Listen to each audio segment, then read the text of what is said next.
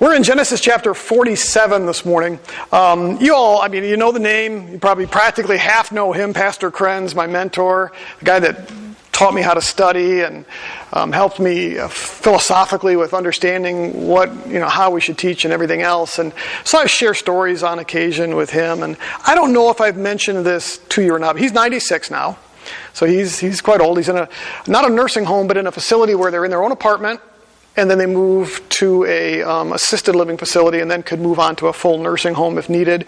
His wife's got dementia, and so he's been having to care for her, and that's how he spends his time. And so a number of years back, probably 3-4 years back, I visited him and asked him if he missed being able to preach and teach. And he didn't answer the question directly. He simply said, well, I really can't do that much anymore, And I couldn't stop thinking about that because in my mind, I can't imagine a time where I won't be able to do this.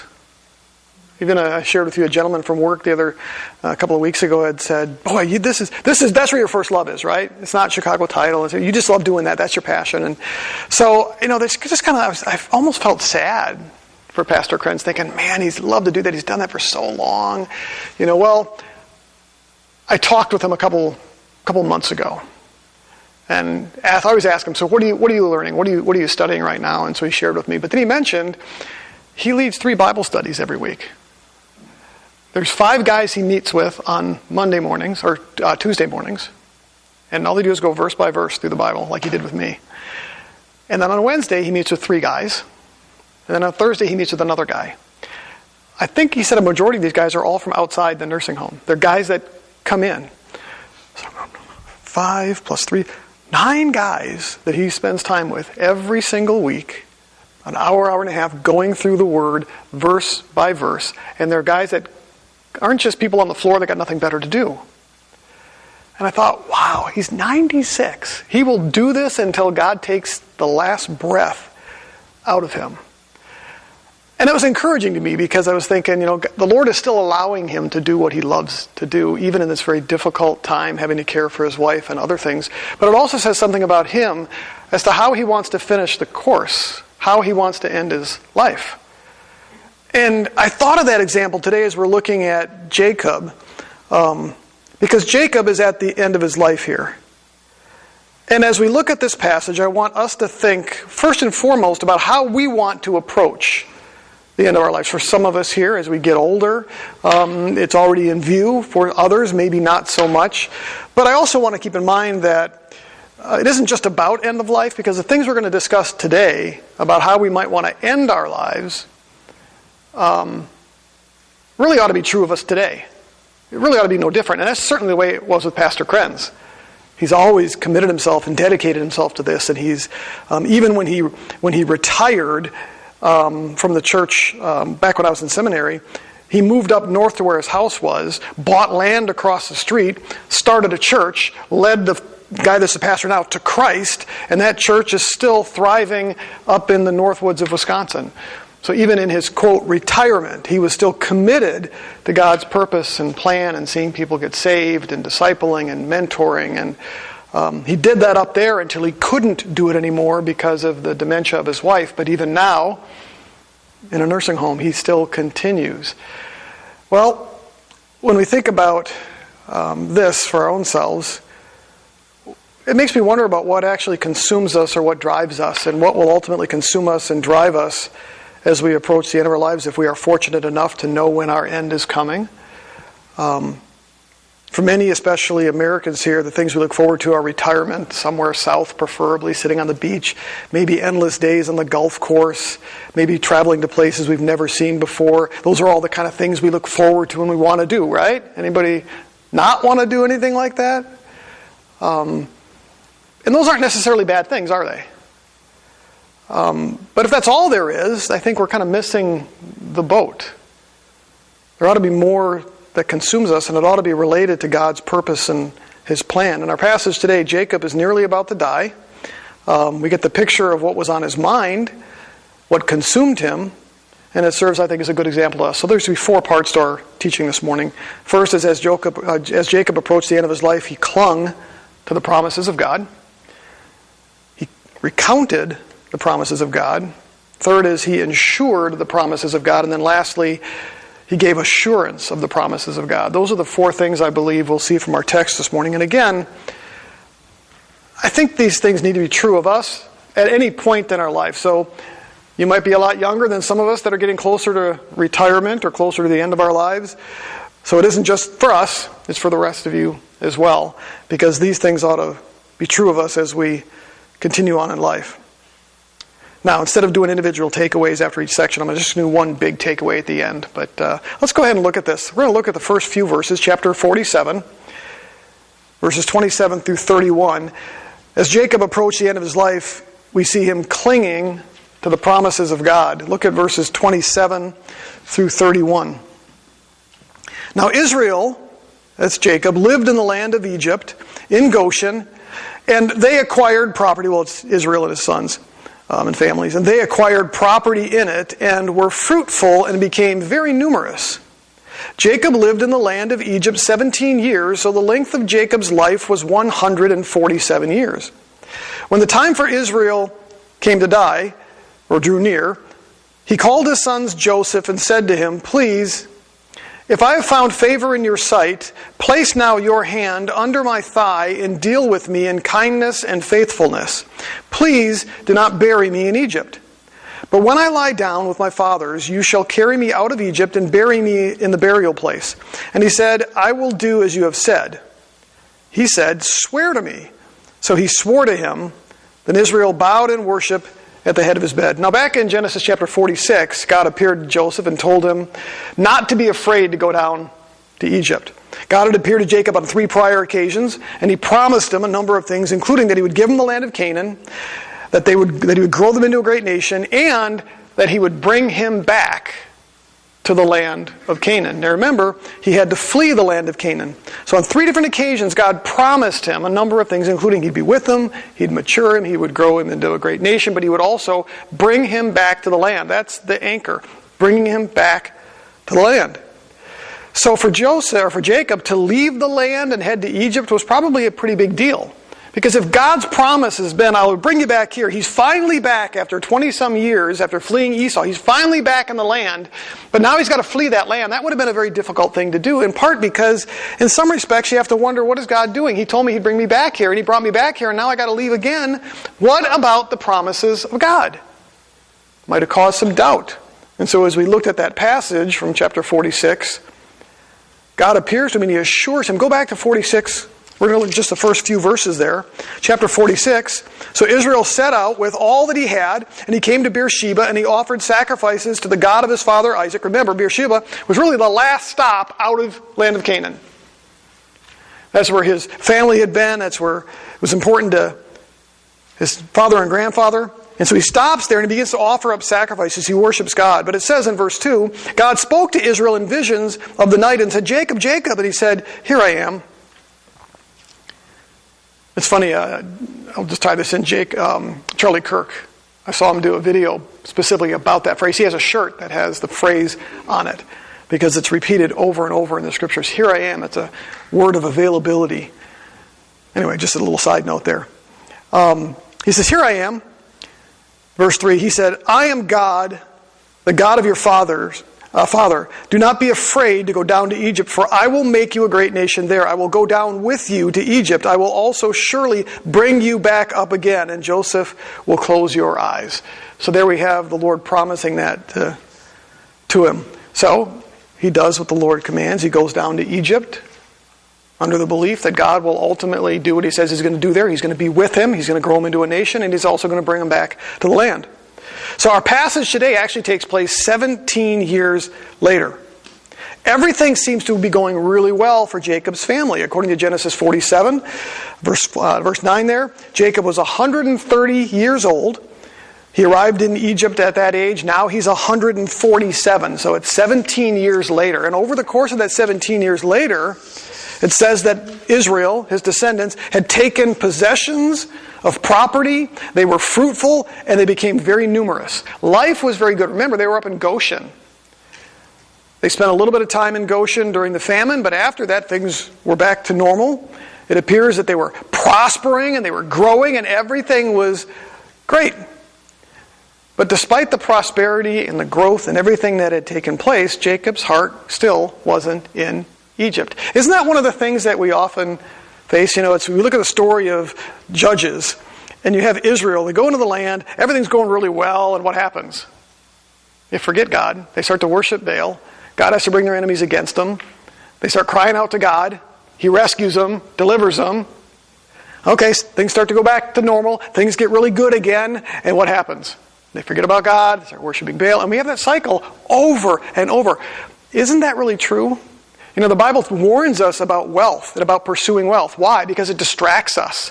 It consumes our heart. Jesus himself said that the heart and your treasure, they all go together, right?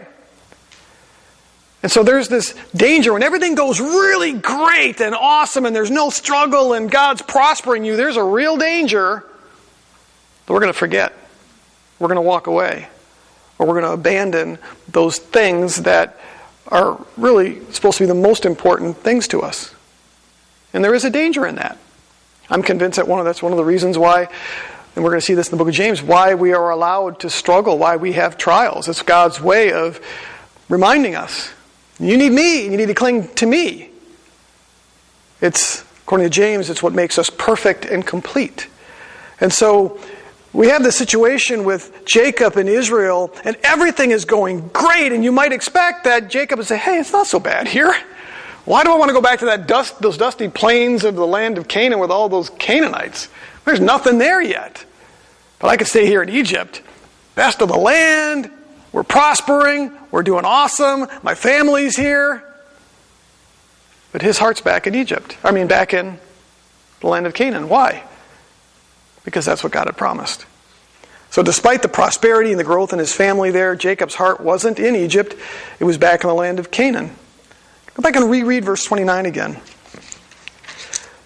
The crux of these 5 verses is Jacob's demand that Joseph take him back and bury him in the land. Verse 29 and 30 again. When the time for Israel to die drew near, he called his son Joseph and said to him, please, if I have found favor in your sight, place now your hand under my thigh and deal with me in kindness and faithfulness. Please do not bury me in Egypt. But when I lie down with my fathers, you shall carry me out of Egypt and bury me in their burial place. And so Joseph says, I'll do what you ask. It was so important for Jacob to not be buried in Egypt, but to be buried in the land of Canaan, that he made Joseph promise. Look at what he says in verse 31. Swear to me. So he swore to him. Then Israel bowed in worship at the head of the bed. So I believe that what this reveals is that Jacob approached the end of his life clinging to the promises that God had made.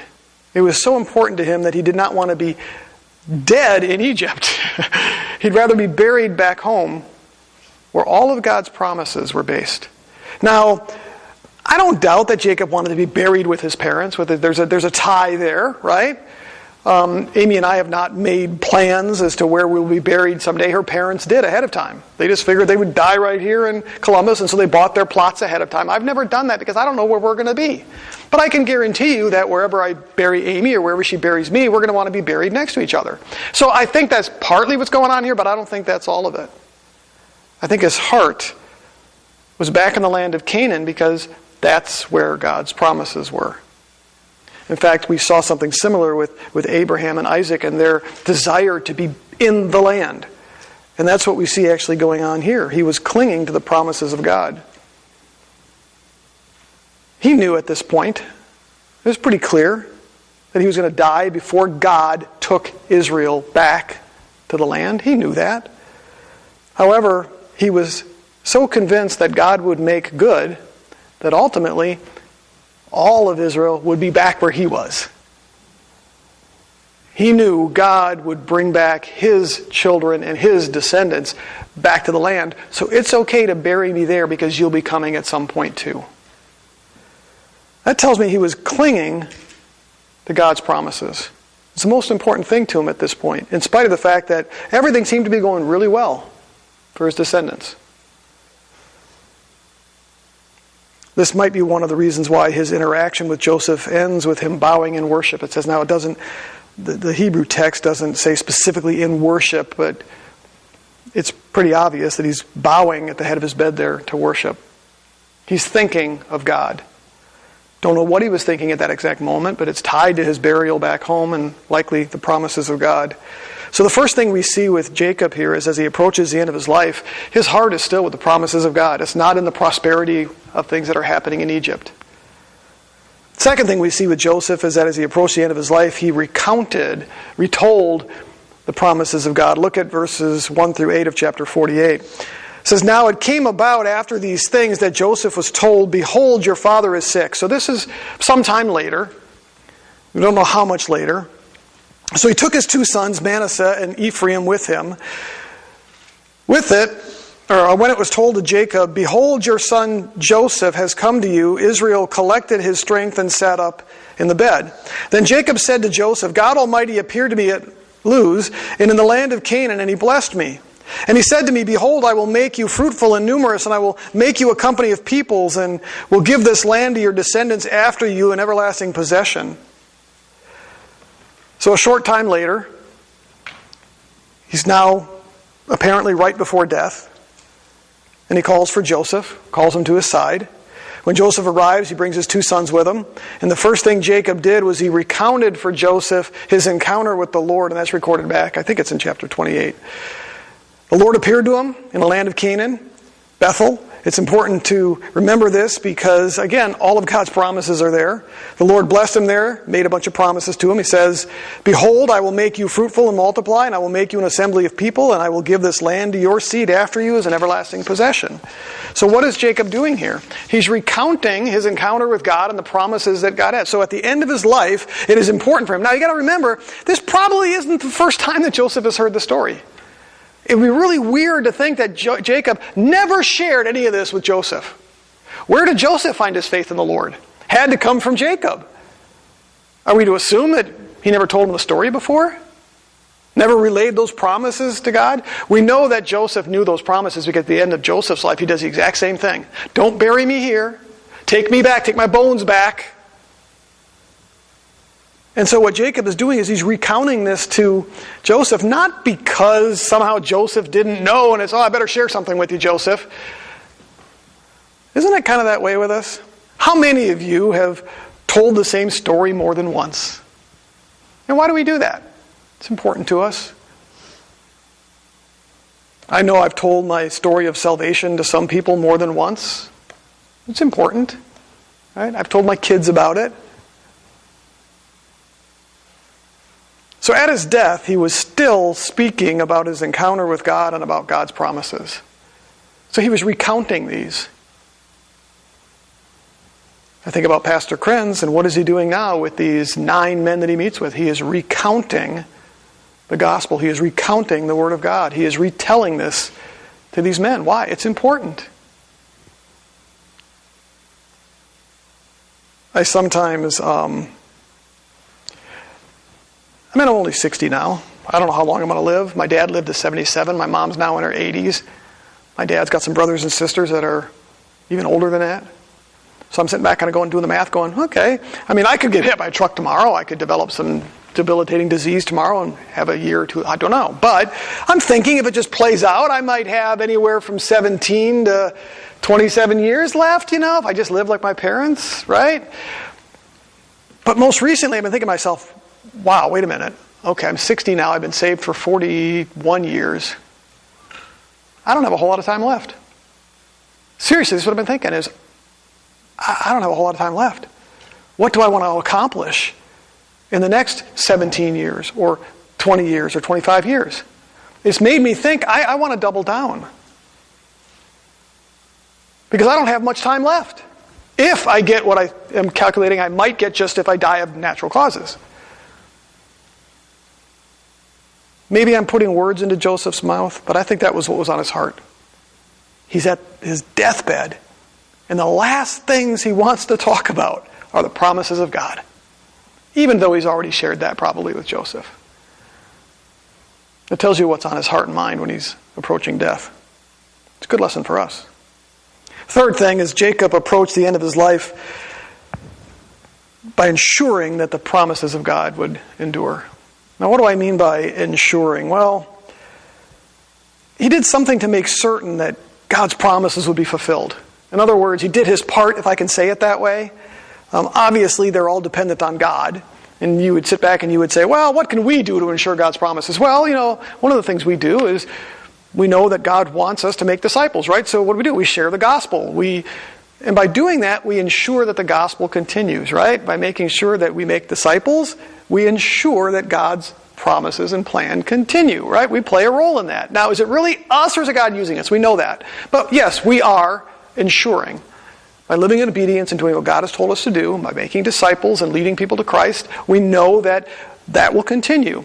Well, we see something very similar here with Jacob. The first thing he did was he adopted Joseph's sons as his own. And this will require some explanation as we get through this. But look at verses 5 and 7. So Joseph comes in and he brings his children with him. And Jacob's eyesight is really pretty poor here. So he can't see who it is that came in with Joseph. So he says in verse 5, "Now your two sons who were born to you in the land of Egypt before I came to you in Egypt, they're mine. Ephraim and Manasseh shall be mine as Reuben and Simeon are. But your offspring that have been born after them shall be yours.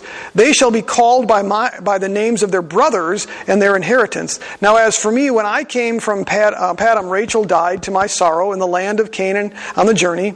There was still some distance to go to Ephrath, and I buried her on the way to Ephraim, that is Bethlehem.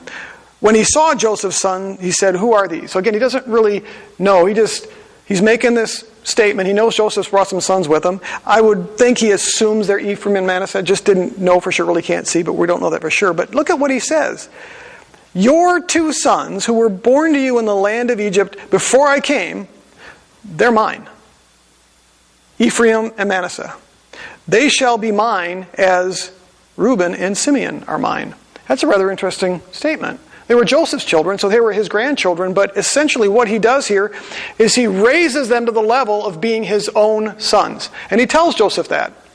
They're now my sons. They are sons of Jacob. And he tells Joseph, any other sons you have, they're yours, and they'll be named according to their brothers and the inheritance and all that kind of stuff. Now, the text doesn't tell us exactly why Jacob did this. But he links it directly to God's promises in verse 4. Because that's what it follows on. "I'll make you fruitful and numerous, and I will make you a company of peoples, and will give this land to your descendants after you for an everlasting possession." And then verse 5, many translations translate that as "now then," or "so now," meaning that 5 is tied to 4 directly. And so verse 5 comes out of verse 4. Here's God's promises to me, and because of that, now your two sons ultimately are my sons. A little bit later, verse 16, he says, "And may my name live on in them, and the names of my fathers Abraham and Isaac." Now, that actually becomes true in the conquest, because when they settled in the land of Canaan, it's divided up among Jacob's sons. But here's the interesting thing, is it's split 12 different ways. And Joseph's not one of those. Joseph's not one of the 12 tribes. Instead, Manasseh and Ephraim are named in the 12. It's believed that Ephraim and Manasseh actually take the place of Joseph and the tribe of Levi. Because Levi didn't have their own land. They were spread out, the priests. And so when they divided the land up into 12 chunks, one chunk goes to Ephraim, one chunk goes to Manasseh. No chunk goes to Joseph.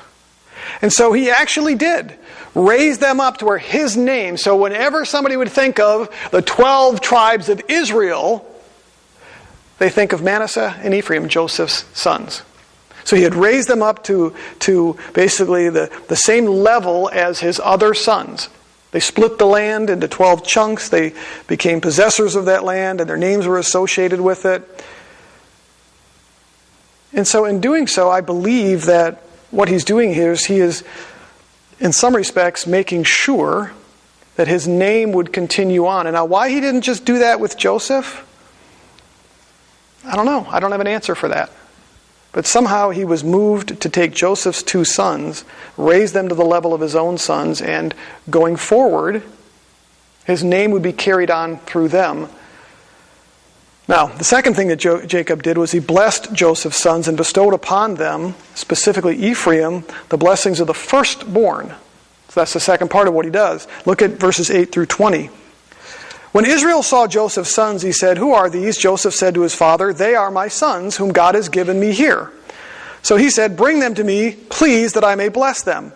Now the eyes of Israel were so dim from age that he could not see.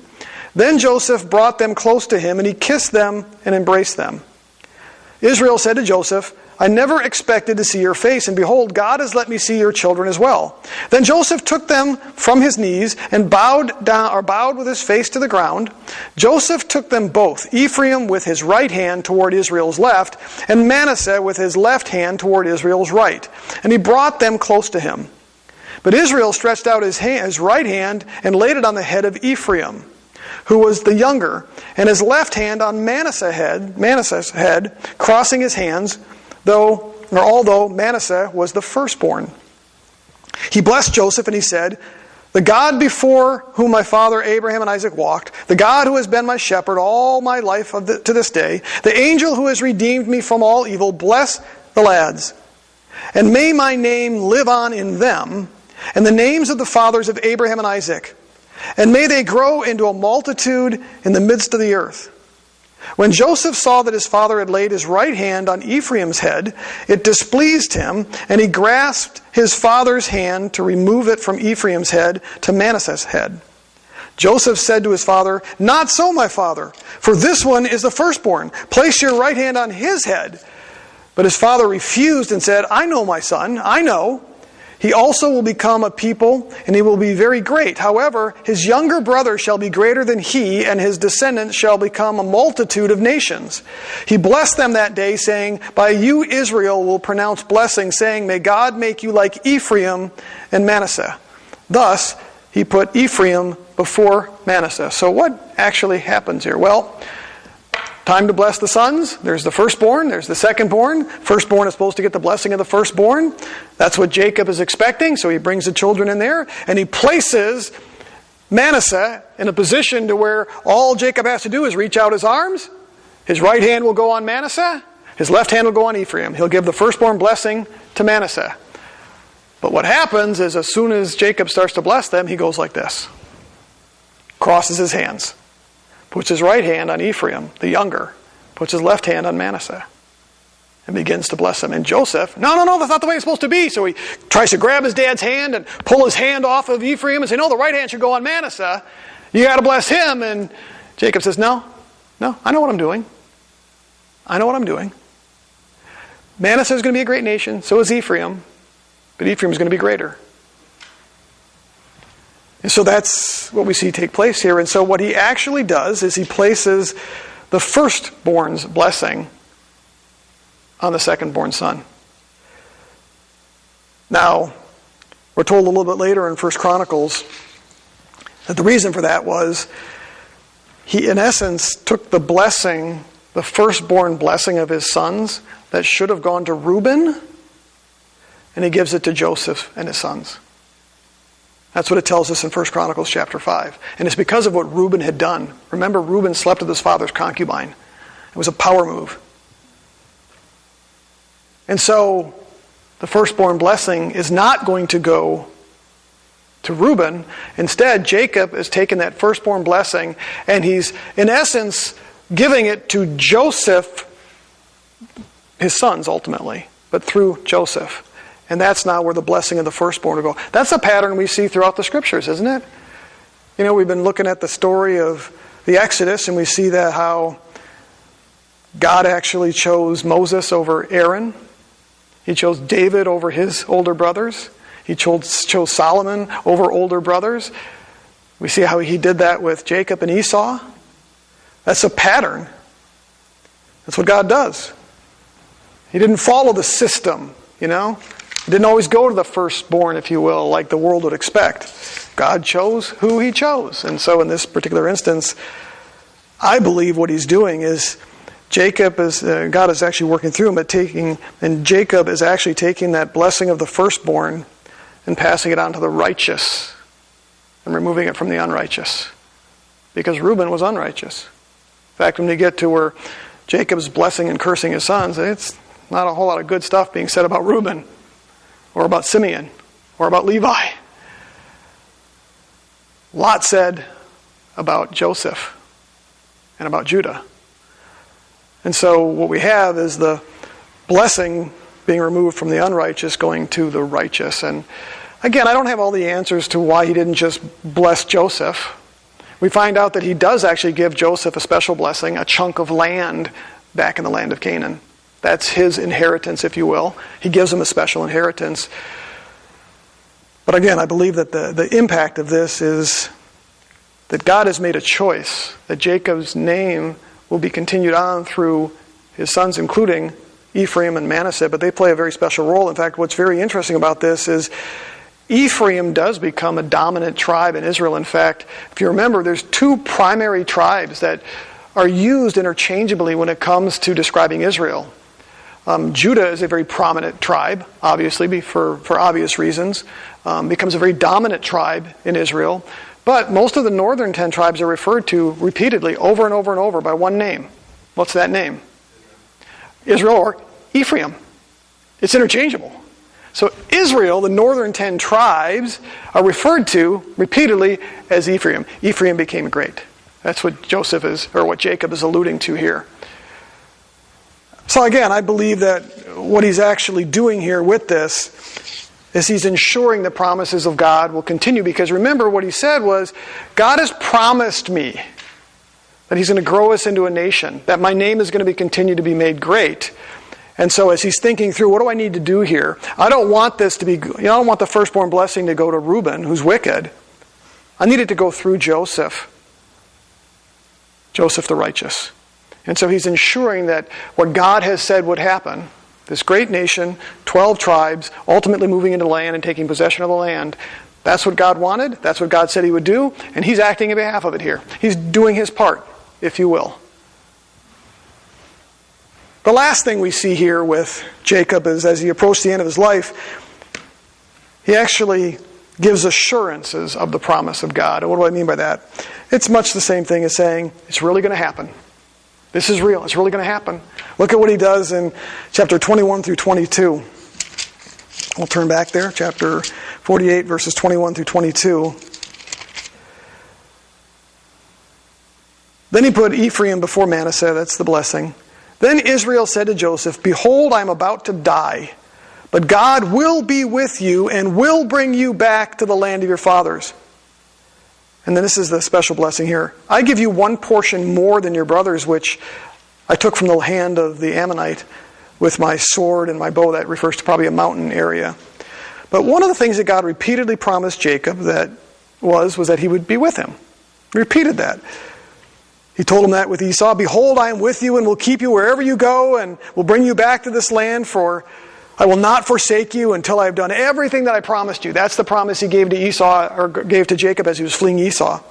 Genesis 31, he promised Jacob that he would return him from Mesopotamia. He would take him back to the land of Canaan. He said, Return to the land of your fathers and to your relatives, and I will be with you.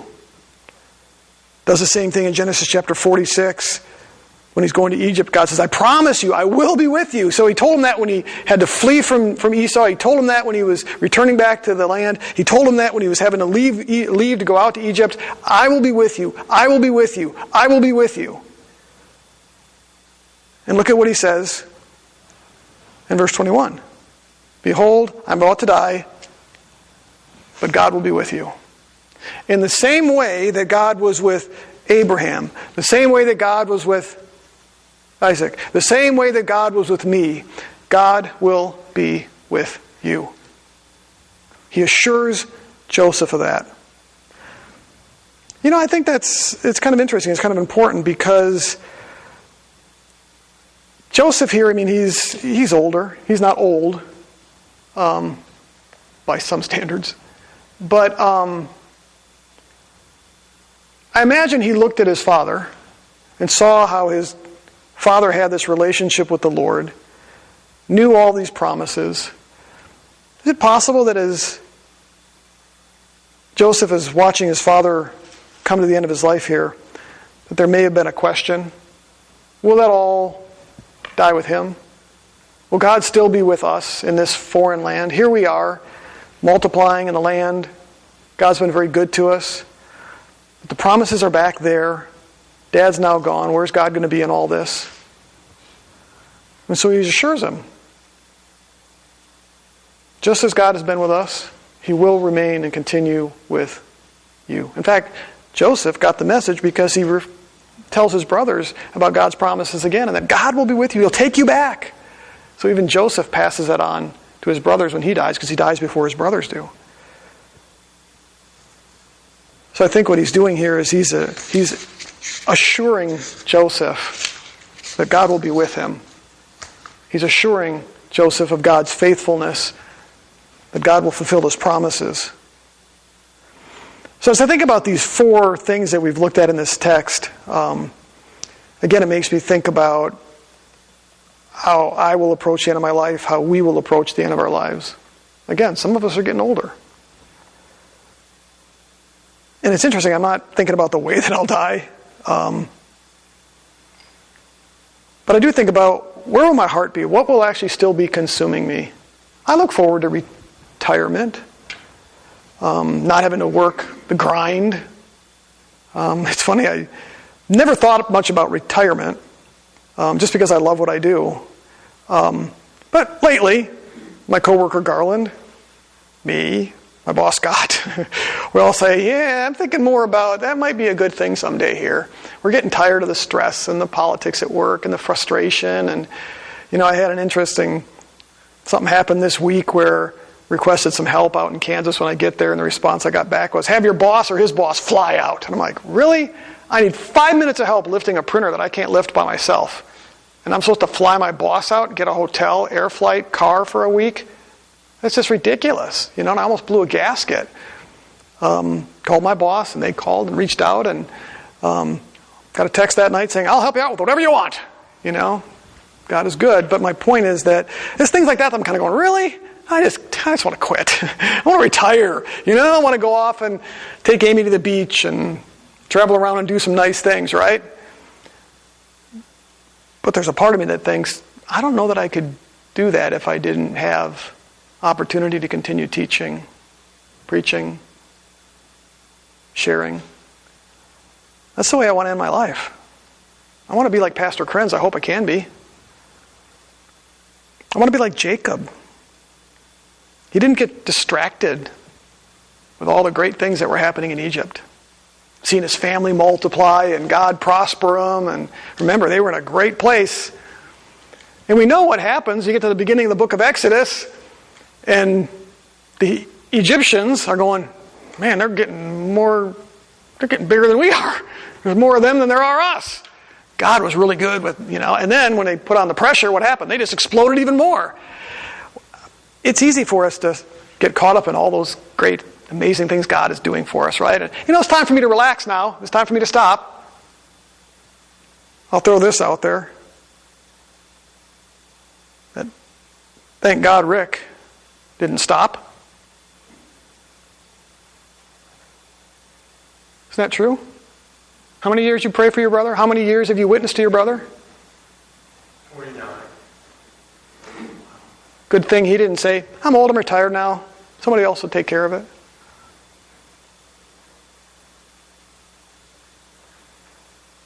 At the end of Jacob's life, he was still focused on God's promises and what God had said he would do and his desire to be back in the land. So my question for us this morning is whether or not we'll be like Jacob at the end of his life, still captivated and focused and consumed on clinging to God's promises, recounting God's promises to those around us, telling our story to all those around us, doing what we can to ensure that as long as we have breath, that we are promoting and continuing God's commands to us about making disciples and leading people to Christ and teaching and maturing people, sharing the Word. Will we still be giving assurance to people as we face that end of life? It's interesting, I've got friends who have lost parents, and there's one that really stands out to me where she knew she probably only had a few days left. Called the family together, he had a big family, and they all gathered around her in the hospital room. And she was filled with joy and talking about meeting Jesus. And he said, instead of us being there weeping in tears and regretting her death, she was there encouraging us, reassuring us that I'll see you again. I'm going to see Jesus. You will be there too someday, and was encouraging them in that. And she had some sons who maybe weren't quite as committed as others and maybe struggling, and there she is trying to say, look at me. Look at what's on my heart right now. And encouraging them, giving them assurance of God's promises, calling on them to trust in Him like she had. I'm hoping that's the case for me. I'm hoping that's the case for all of you. The Bible constantly refers to the need to endure and to pursue. And when we look at the Scriptures, what do we see of the apostles? Every one of them went to their death pursuing God's promises, did they not? We see that in the early church.